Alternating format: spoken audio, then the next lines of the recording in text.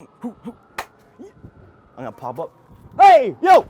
Welcome back to the College Cooking Show. Look at this, look at this. I'm in New York City. We're calling this season 3. I don't know how long seasons are in this show. It doesn't really matter. Whenever I change locations, new season. Empire State Building, tallest building in the world. At one point. Can't beat that. On today's episode, we're gonna talk French toast. I'm gonna show you how to make the perfect French toast, perfect for dessert, perfect for breakfast, perfect for brunch. Let's get cooking. I'm a private chef, cook for money, yeah. French toast, here's what you need. You're gonna need bread, eggs, sugar, whole milk, vanilla extract, and cinnamon. Let's talk about the bread first. The bread is important. You wanna use, ideally, you're gonna wanna use a Texas toast or a brioche bread.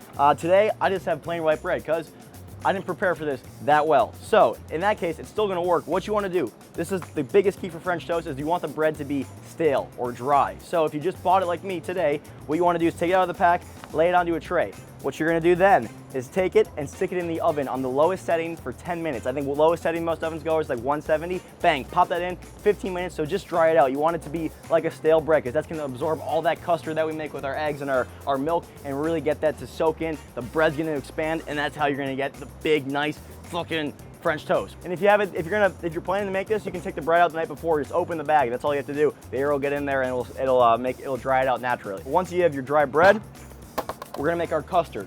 Now, what a custard is just eggs and milk. Really, a custard can be made in different things. You can make desserts out of it, you can make ice creams. It's the base for a lot of more desserty things. So to make a custard, what you wanna do is you're gonna wanna separate your egg yolk from your white. And to do that, there's a few ways. This is the classic way. This is one of the ways that you learned as a kid. Maybe you play catch with the egg. You do this, boom, boom, you play catch. We just fucked it. Look, that's what happens. The egg yolk can break. That's not my favorite way to do that. What I like to do is you take your egg, you crack it, pull the top off, and then get your hand. Make sure they're clean. You want to wash your hands. Whenever you're cooking, wash your fucking hands. Take your hand and just pour it on top and let that slide right out. Pinch it off. Look at that. Now you have the beautiful yolk just on top, and that can slide right into your bowl. I'll show you that again. Pop the top off. Bang. Pour. Look at that. Perfect yolk. No white. Slide right in. Boom. Look at that. Look at those yolks. Still intact. That's nice. The next step is milk.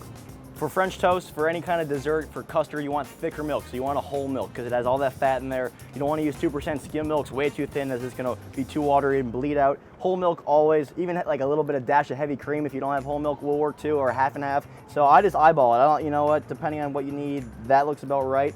Probably like a cup of milk, half a cup of milk, depends on how much you're making. So the good thing with French toast too is if you run out of the custard, if you run out of this batter when you find yourself doing the bread, you can always add more milk or add one more egg. It's very like it's not scientific. It's not like you're baking where everything has to be exact. It's just by eye and by feel. A dash of vanilla extract goes in next. Wow, look at that.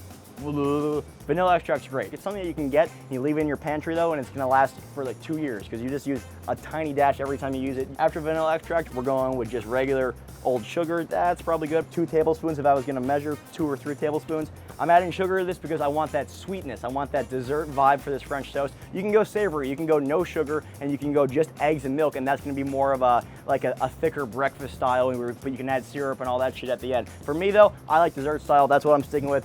Add a little bit of sugar. You can do what you want. And then cinnamon. Cinnamon, just a few sprinkles like that. Just adds another layer of flavor. I love cinnamon. I use nutmeg too. If you have nutmeg, a dash of nutmeg, a dash of cinnamon is great. Those flavors all work well together. Take your whisk. Look at this. Whoosh, bang.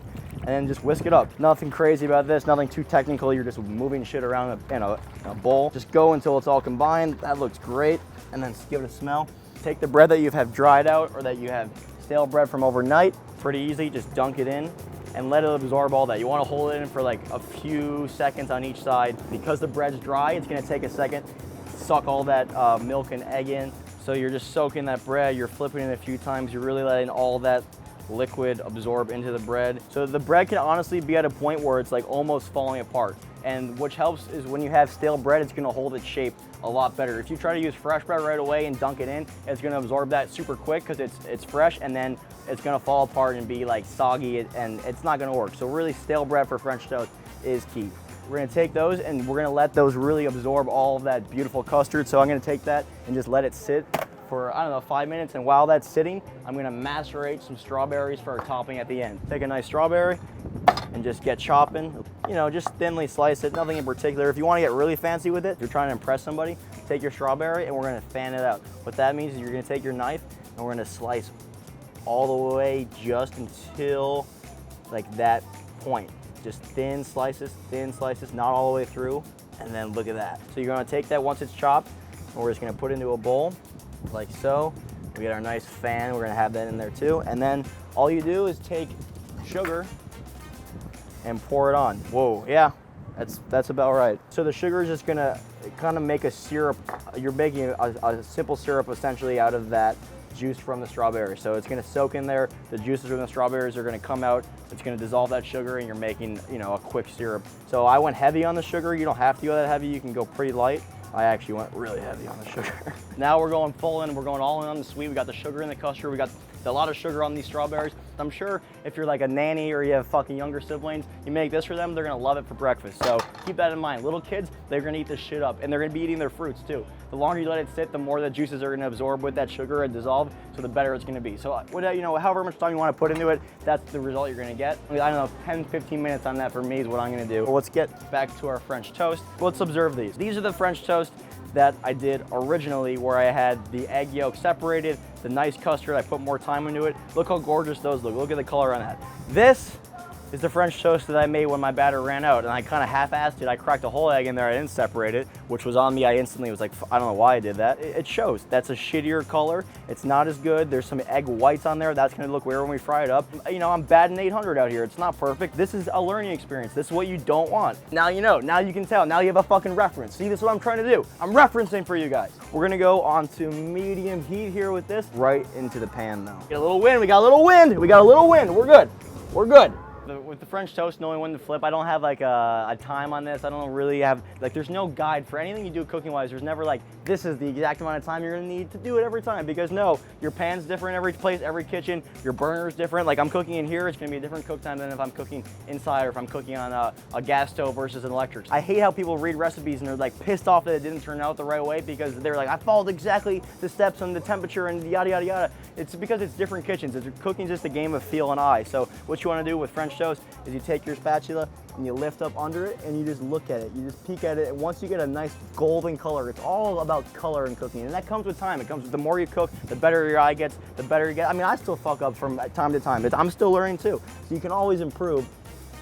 Wow, look at that color. That's exactly what you want to see. That is what you're looking for. Golden brown, nice edge, everything is evenly cooked through. Perfect, that's perfect. French toast is hard to fuck up. It's hard to overcook because you'll see it start to burn. You get a black line. That's the only way you're gonna fuck it up. Otherwise, you let it go until you get that nice golden color. You know, depending on what you're working with, how hot it is, it could be anywhere from 3 minutes to 4 minutes to 5 minutes. You know, I'm just gonna add a minute because that's how I count. We're gonna slide off onto the plate. And now these are the rejects. We have these two left. So I'm gonna cook them and like we'll see if they even turn out. I mean, that looks fucking terrible. Look, you have egg white that's cooked. This looks so bad. We're not gonna fuck everything up and plate with this. And you just fucking get rid of both of these. You know what? We don't want any of this. Fuck it. That's not good. I know I don't like wasting food, but the birds will eat it. All right, let's plate. Let's get rid of all this shit. Look at that though. Those look beautiful. I mean, come on. That's what you want to see. We'll take that. Look at our strawberries too. See that? Look at this syrup. That's, oh, the drizzle. Bang, a little bit of drizzle, a little bit of drizzle. Bang, bang, bang, bang. See ya. Oh shit. I just got a white, oh, those are white pants. My bad, Jeremy. Take your strawberries and go right on top. You know, have fun with the plating. This is where you get creative. This is where it becomes art. You put them all around and then you take some of this. And we're gonna drizzle right on top. Take some of that syrup, oh, and just drizzle. You're not gonna need maple syrup with this. And here's the trick. Here's what I like to do. If I can find it. Here we go. A little bit of salt. People don't realize this. A little bit of salt. Salt enhances flavor. So if you're gonna think, oh, like gross, salty with all this sugar, nah, just a tiny bit. You don't wanna taste the salt. It's gonna just give it a little bit of an enhancement right in there on the strawberries and make that flavor pop even more. Pop, pop, pop right out. So a little bit of salt and then whipped cream. Jesse, you mind throwing me that whipped cream? We get some whipped cream and here we go. First, a little bit of a whip it. Get a little bit of a buzz on and then you go in. Boom, right on top. And remember that fan that we made? Remember that nice stylization I showed you at the beginning? That goes right on top. Wow, look at that. Now if you have any fresh mint, they were sold out today. Otherwise, a little bit of fresh mint on top would be nice. But otherwise, oh my God, that is a French toast the perfect way every single time. I can't wait to eat this. I need a fork. This looks so good. That's how you make French toast. I'm Chef Donny. We'll see you next time. Peace. I'm a private chef, cook for money, yeah. Darken this quick. Cut.